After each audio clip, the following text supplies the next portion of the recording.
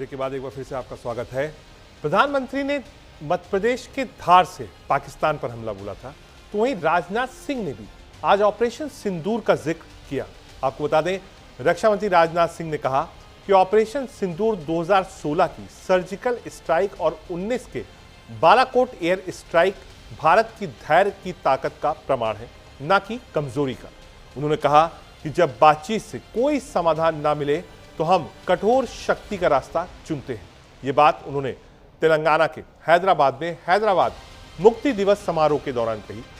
प्रधानमंत्री नरेंद्र मोदी के नेतृत्व में मजबूत और दृढ़ नया भारत शांति और सद्भावना की भाषा समझने वालों से संवाद करता है, लेकिन जो इसे ना समझे उन्हें करारा जवाब देना पड़ता है। रक्षा मंत्री ने बताया कि पहलगांव में आतंकियों ने धर्म के आधार पर निर्दोष नागरिकों की हत्या की, लेकिन ऑपरेशन सिंदूर में भारतीय सशस्त्र बलों ने पाकिस्तान और पीओके में आतंकियों को मार गिराया, उनके ठिकानों को नष्ट किया।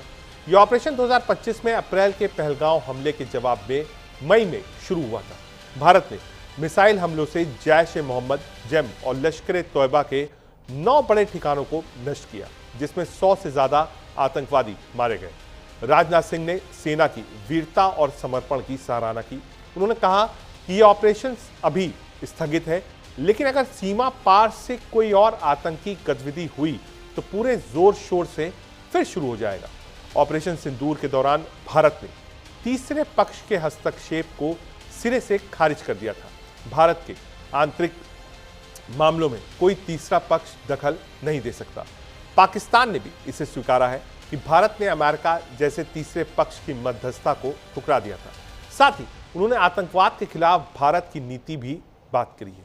रक्षा मंत्री ने 2016 की सर्जिकल स्ट्राइक का जिक्र किया, जिसमें उरी हमले के बाद भारतीय सेना ने पीओके में घुसकर आतंकी लॉन्च पैड्स को ध्वस्त किया था। 2019 के पुलवामा हमले के बाद बालाकोट में जैश के ठिकानों पर एयर स्ट्राइक की गई थी। ये कार्रवाइयां दिखाती हैं कि भारत आतंकवाद के खिलाफ जीरो टॉलरेंस रखता है। यह ऑपरेशन भारत की एकता और सांस्कृतिक विविधता की ताकत को साबित करते हैं। क्या कुछ कहा राजनाथ सिंह ने?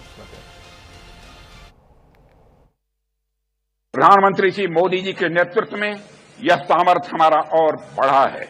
इसलिए अब कोई भी ताकत भारत की संप्रभुता को, भारत की एकता और अखंडता को चुनौती नहीं दे सकती है अथवा चुनौती देने की हिम्मत नहीं कर सकती है। आपने हाल में ही मई के महीने में ऑपरेशन सिंदूर देखा है। मेरे बहनों भाइयों, मेरे सेना सीएपीएफ के सारे जवानों ने मिलकर जो कार्रवाई की है उसकी जितनी भी सराहना की जाए वह कम है।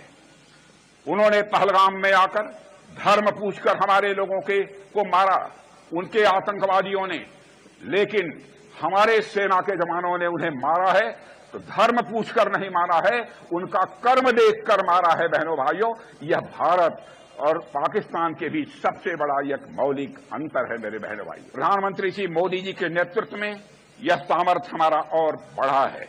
इसलिए अब कोई भी ताकत भारत की संप्रभुता को, भारत की एकता और अखंडता को चुनौती नहीं दे सकती है अथवा चुनौती देने की हिम्मत नहीं कर सकती है।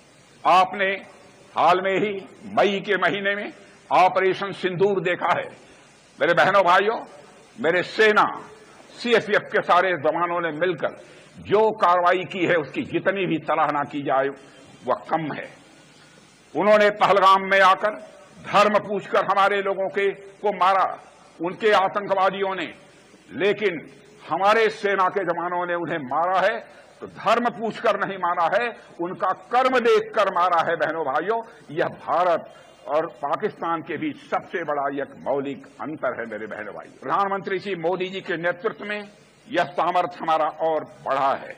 इसलिए अब कोई भी ताकत भारत की संप्रभुता को, भारत की एकता और अखंडता को चुनौती नहीं दे सकती है अथवा चुनौती देने की हिम्मत नहीं कर सकती है। आपने हाल में ही मई के महीने में ऑपरेशन सिंदूर देखा है। मेरे बहनों भाइयों, मेरे सेना सीएपीएफ के सारे जवानों ने मिलकर जो कार्रवाई की है उसकी जितनी भी। आगे बढ़ते हैं, आपको बिहार लेकर चलते हैं। नेता प्रतिपक्ष तेजस्वी यादव ने 16 सितंबर को बिहार अधिकार यात्रा की शुरुआत की।